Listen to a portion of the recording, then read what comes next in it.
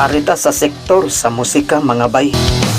Sayod ta nga di sama sa ubang nasod nga wala pa jay opisyal nga milingi aning sektora nga unta moboom ni sa hanay o paangayay nga pagpalambo sa entablado. Kini maoy hinungdan nganong daghan sa mga banda nga walay gigs gaiyahay og daw murag way unity sa patas nga rotation sa genre. Kay bawo kag ngano? Kay wa man po'y opisyal sa gobyerno nga mipahugpong og mipatunga nato aron ma-organize unta ni.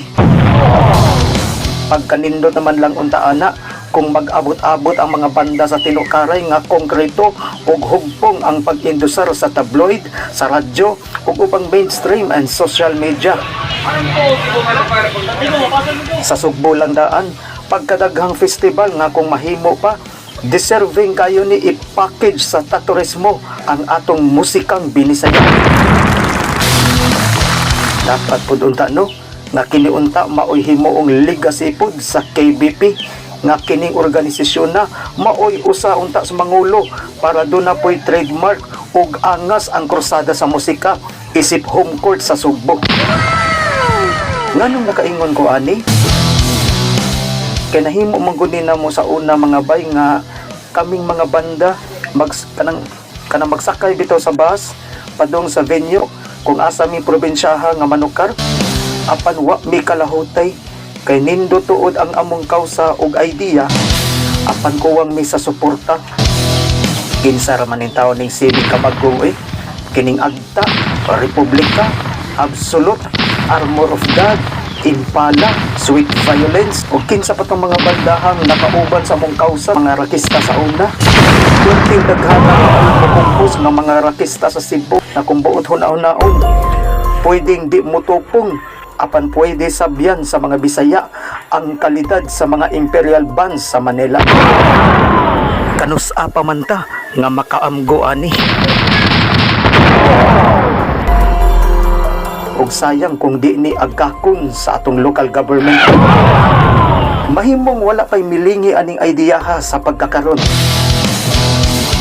Apan sa ayuda, dunanay milingi ani. And this is the first time ever since nga nakakita ko og opisyal sa gobyerno nga mihimo ani og kini mao si Deputy Speaker Congressman Doc Frasco.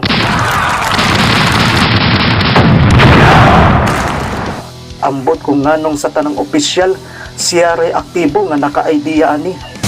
Unsa man way pakialam ang uban uwa lang joy pakabana.